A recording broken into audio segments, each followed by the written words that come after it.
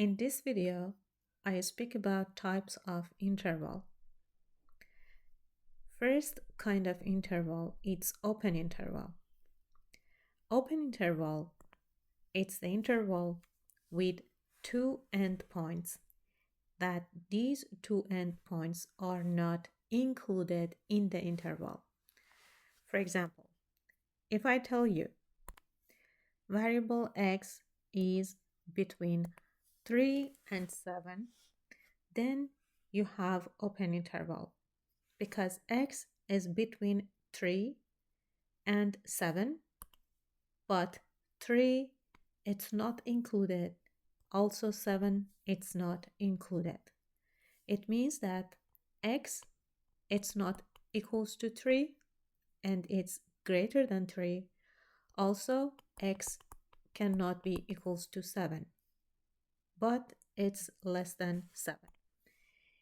And let's suppose that here is 0, 3, and here is 7.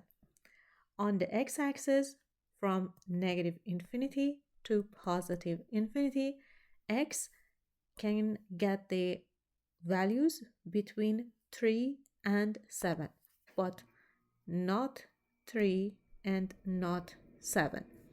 So there is a hole on 3 and on top of 7. It means that 3 is not included and 7 it's not included. But whatever is in between, they are included in this interval.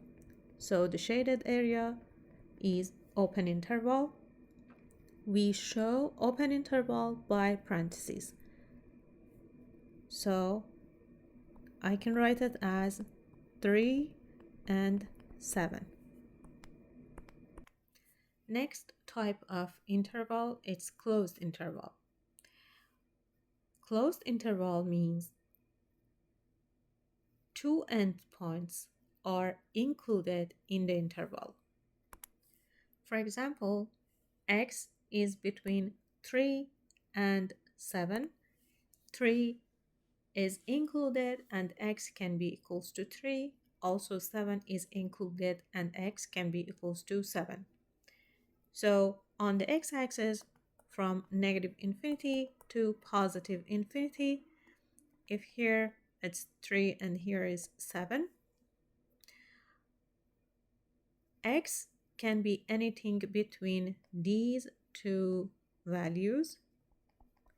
Also x can be equals to 3 and equals to 7. We show the closed interval by square bracket. Closed 3 and closed 7. If both endpoints are not included, we call it open interval. If both are included, we call it closed interval. Another type of interval is interval with one endpoints. For example, x less than 4. There's just one endpoint. So on the x-axis, from negative infinity to positive infinity, this is 4. X should be less than 4. So whatever is in the left-hand side of 4 is included in the interval. X is less than 4. So 4 is not included. We have open interval from negative infinity to 4. Again, 4 is not included. So we use parentheses for 4. And always for negative and positive infinity, we use open parentheses. Also, the endpoints can be something like that. X greater than 4. Here we had x less than 4. Right now, x greater than 4. Again, on the x-axis, we find 4. Because x should be greater than 4, then whatever it's in the right-hand side of 4 is included till positive infinity. In this case, again, 4 is not included. So we use 4 and positive infinity as interval notation. And also it can be included. So there's just one small difference between included and excluded. And when it's not included, there's whole. And when it's excluded, when it's included, we fill the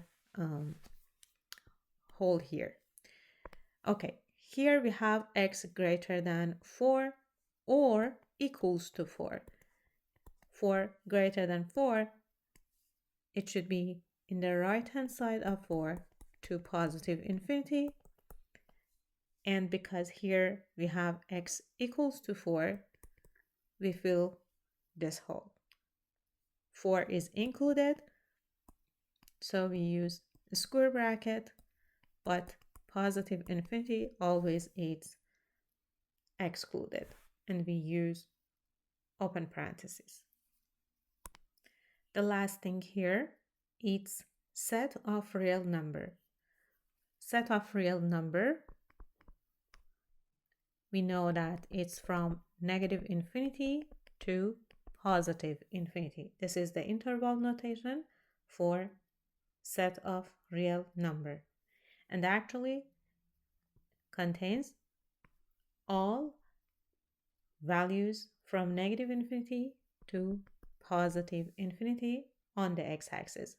So everything from negative infinity to positive infinity, it's included in this interval. And because the both endpoints are infinity, they are open. That's all about the interval notation.